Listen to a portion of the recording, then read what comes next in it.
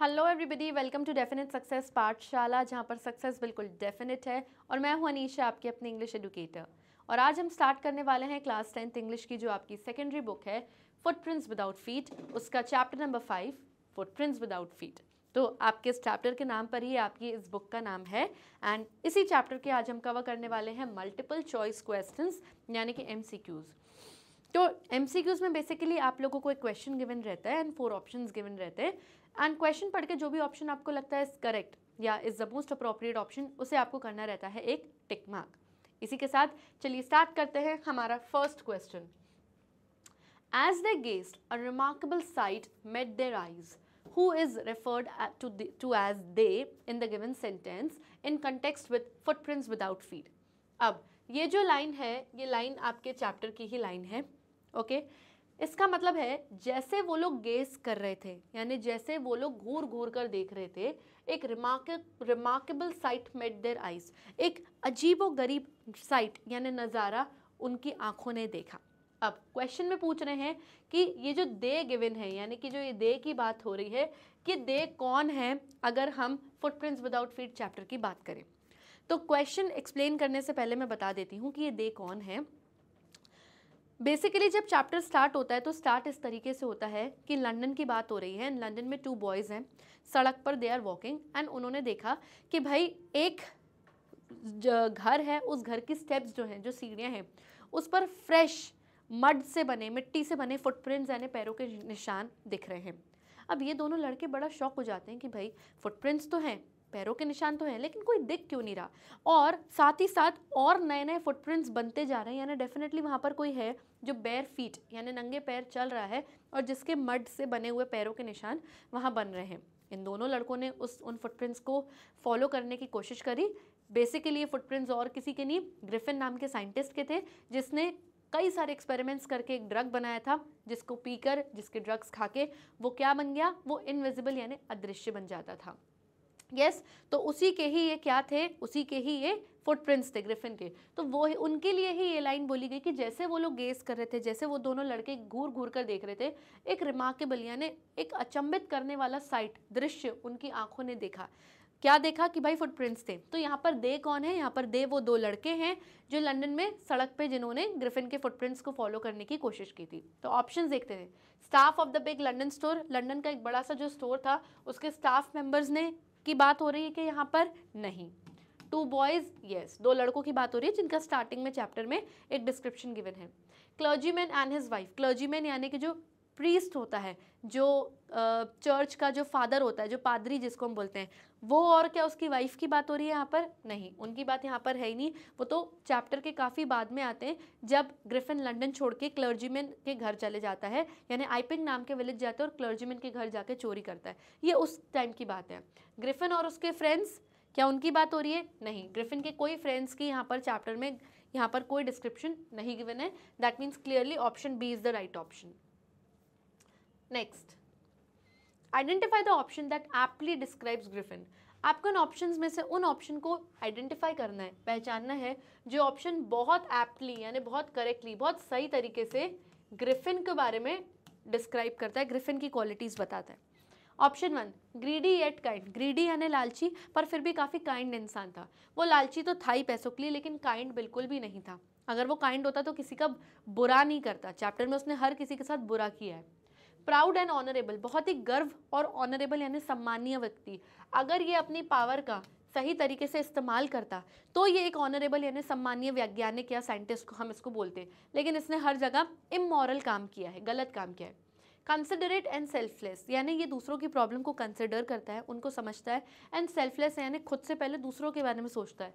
ये तो बिल्कुल ही गलत है, क्योंकि अगर ऐसा होता तो ये लोगों के यहाँ चोरी नहीं करता, पैसे नहीं लूटता, लोगों पर अटैक नहीं करता, अपने लैंडलॉर्ड का घर नहीं जलाता। Okay, brilliant but lawless.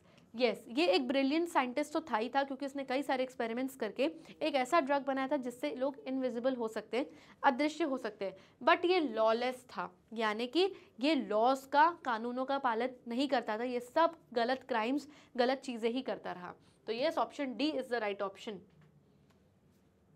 Next question, Griffin became a homeless wanderer because he. Okay, जो ग्रिफिन था वो एक होमलेस वॉन्डरर बन गया था, क्योंकि होमलेस वॉन्डरर क्या होता है? एक ऐसा वॉन्डरर, एक ऐसा सड़कों पर भटकने वाला व्यक्ति जिसका कोई घर नहीं होता। तो ये होमलेस वॉन्डरर क्यों बन गया था? तो ग्रिफिन होमलेस वॉन्डरर इसलिए बन गया था क्योंकि इसका जो लैंडलॉर्ड था वो कभी भी इसको पसंद नहीं करता था, वो हमेशा इसको अपने घर से बाहर निकालने की कोशिश करता था। तो इसने गुस्से में आके, रिवेंज में आके क्या किया? अपने लैंडलॉर्ड के घर पर ही आग लगा दी, यानी ही सेट फायर। यस, आग लगा दी। तो अब क्या करे? अब पुलिस इसको पकड़ेगी क्योंकि इसने बहुत बड़ा क्राइम कर दिया है। तो इसने क्या किया? इसने क्या खा ली? वो ड्रग्स खा ली जिससे इनविजिबल होते हैं। यस, अब इनविजिबल तो हो गया, लेकिन अगर कपड़े पहने रहेगा तो क्या होगा? इसकी ऐसा लगेगा कि फेस एंड हैंड्स वगैरह कुछ नहीं दिख रहा, किसी इनविजिबल पर्सन ने कपड़े पहने हुए हैं। और क्या होगा? लोग, पुलिस जाके इसको पकड़ लेगी। तो इसने क्या किया? He took off all his clothes, अपने पूरे कपड़े उतार दिए ताकि ये कंप्लीटली इनविजिबल हो जाए। यानी अगर कोई टच करेगा तो कोई बता सकता है कि हाँ यहाँ पर कोई है, लेकिन देखने पर कोई नहीं बता सकता कि यहाँ पर कोई खड़ा है। तो ये होमलेस वॉन्डरर क्यों बन गया था? Option, he was a great scientist, क्योंकि बहुत महान साइंटिस्ट था। तो महान साइंटिस्ट तो था, अगर होता, अच्छा काम करता, तो ये होमलेस वॉन्डरर नहीं होता। वॉज वेरी ग्रीडी, क्योंकि बहुत लालची था। No. Had to go without clothes, क्योंकि इसको बिना क्लोथ्स के बाहर जाना पड़ा। तो इसलिए जाना पड़ा था क्योंकि लैंडलॉर्ड के घर पर आग लगा दी थी। तो ये मेन रीजन नहीं है। Had set fire to his landlord's house, अपने मकान मालिक के घर पर इसने आग लगा दी थी। यस, और पुलिस से बचने के लिए ये विदाउट क्लोथ्स एक होमलेस वॉन्डरर की तरह भटक रहा था। So option D is the right option. Just a second, ये सब ऑप्शंस नहीं थे, option D is the right option. Yes, so clearly option D right option है। Okay, next, why was it a bad time for Griffin to wander about in London? अब ये London का ही रहने वाला था, लंदन की स्टोरी है। तो लंदन में वॉन्डर करने का, यानी इधर उधर भटकने का, वो भी बिना क्लोथ्स के, क्योंकि इनविजिबल दिखना था उसको पुलिस से बचने के लिए।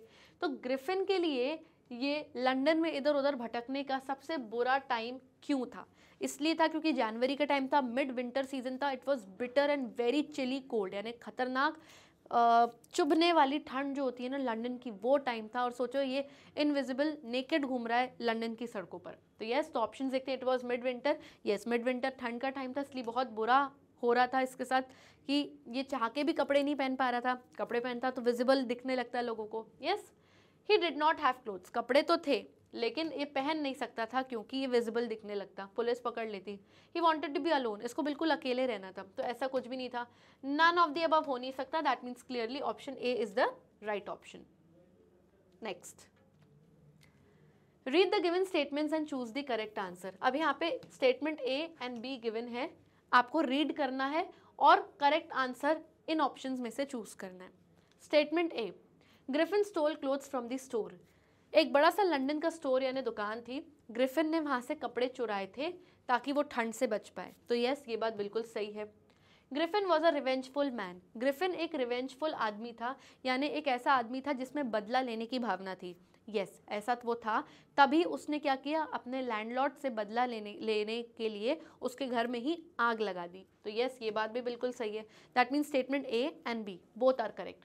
तो A is right, B is wrong, तो ये गलत है, दोनों ही राइट है। A is wrong, B is right, ये भी नहीं होगा क्योंकि दोनों राइट है। बोथ आर राइट, यस, ये बात सही है, बोथ आर रॉन्ग तो होगा नहीं। That means clearly option C is the right option.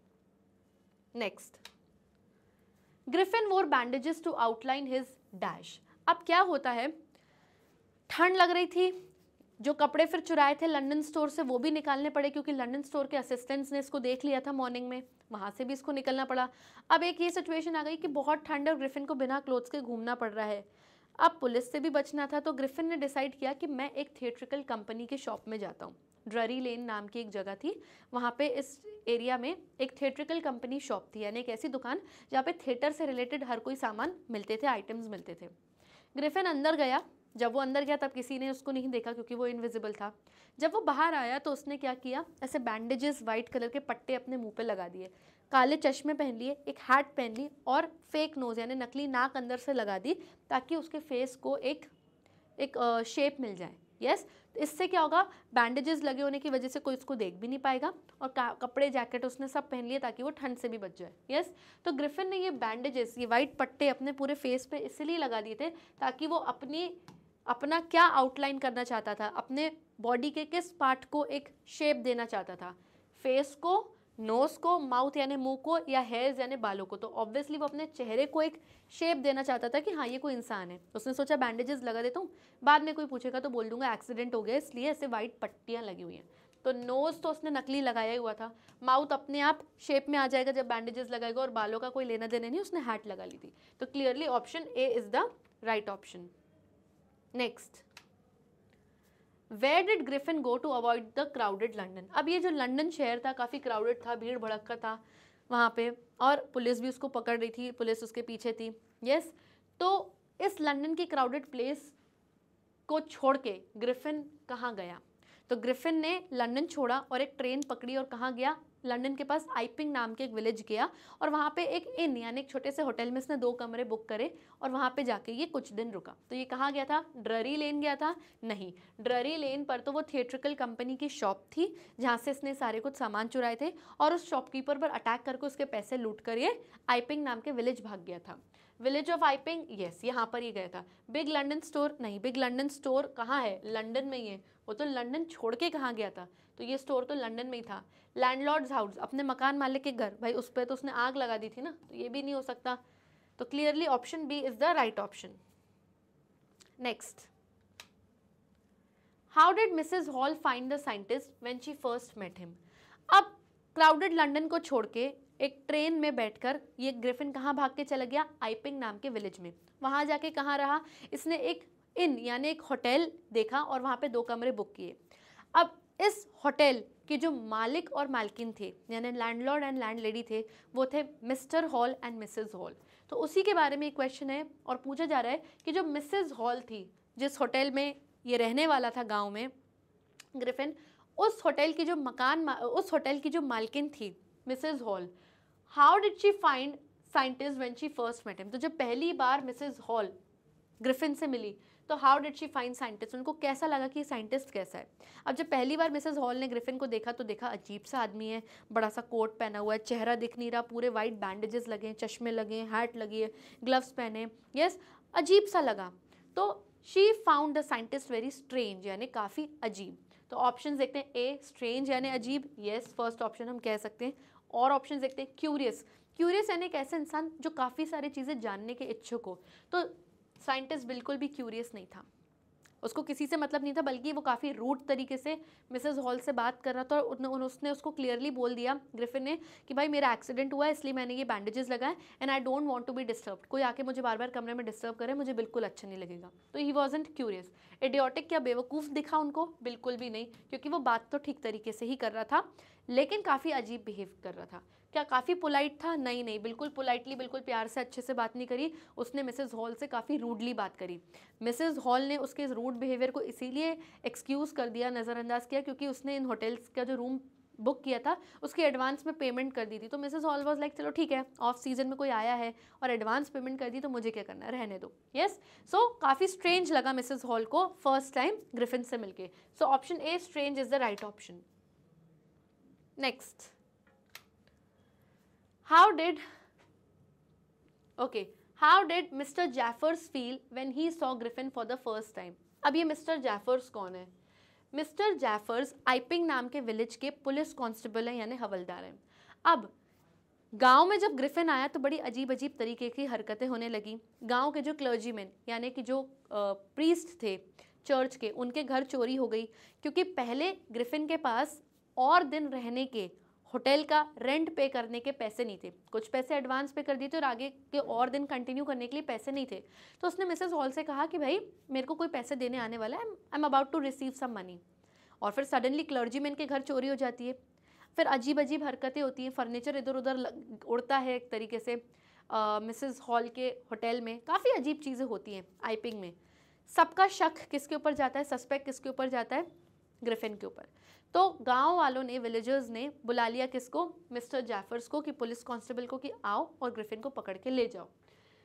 अब जैसे ही मिस्टर जैफर्स आए ग्रिफिन को पकड़ने के लिए, जब उन्होंने पहली बार ग्रिफिन को देखा तो उनको कैसा फील हुआ? तो जब मिस्टर जैफर्स आए तो उनको पहले तो ये सुन के बड़ा शॉक हुआ कि उनको एक इनविजिबल मैन को पकड़ना है जो दिखाई नहीं देता, क्योंकि आइपिंग में सबको पता चल गई थी ग्रिफिन की बात।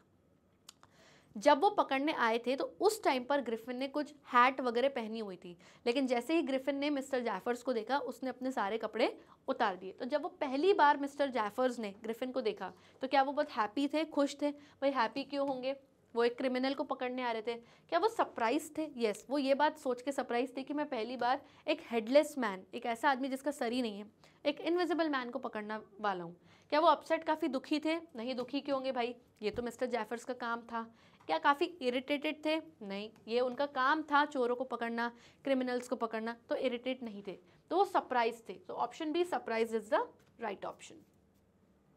Next, what is the theme of the story footprints without feet? तो ये जो स्टोरी है आपकी, इस पूरी स्टोरी की थीम क्या है? What is the theme, what is the main message और the lesson we are learning from this story?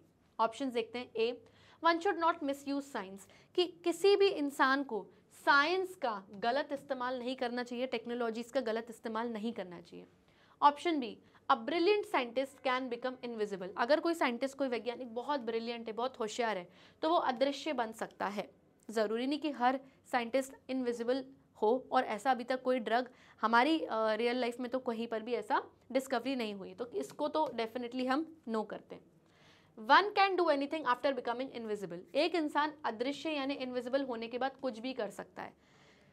ये बात सही है, लेकिन ये कोई थीम नहीं है, बल्कि ये समझाया जा रहा है कि अदृश्य होकर आप अच्छे काम कर सकते थे, लेकिन ग्रिफिन ने क्या किया, सारे मतलब इमोरली गलत काम करे, सब इविल चीज़ें करी, खराब चीज़ें करी, क्राइम्स कर दी उसने, जुर्म कर दिए बड़े बड़े। Yes, that means both A and B तो नहीं हो सकता, क्योंकि बी तो क्लियरली नो है। That means clearly option A is the right option, कि साइंस का गलत इस्तेमाल मत करिए। अपनी साइंस से अगर कोई डिस्कवरी हुई है, कोई पावर अगर मिली है, जैसे ग्रिफिन को मिली थी, तो उस अपनी पावर को रिस्पॉन्सिबली, बड़ी जिम्मेदारी से इस्तेमाल करता, तो उसको दुनिया के सामने रिस्पेक्ट भी मिलती, ऑनर मिलता, और वो देश का कितना भला कर सकता था। Yes, so clearly option A is the right option. So children, here we come to the end of this session. I hope आपको एमसीक्यूज बहुत अच्छे से समझ में आ गए होंगे। चैनल को अगर सब्सक्राइब नहीं किया तो फटाफट से करिए। तब तक के लिए stay tuned, bye bye and take care.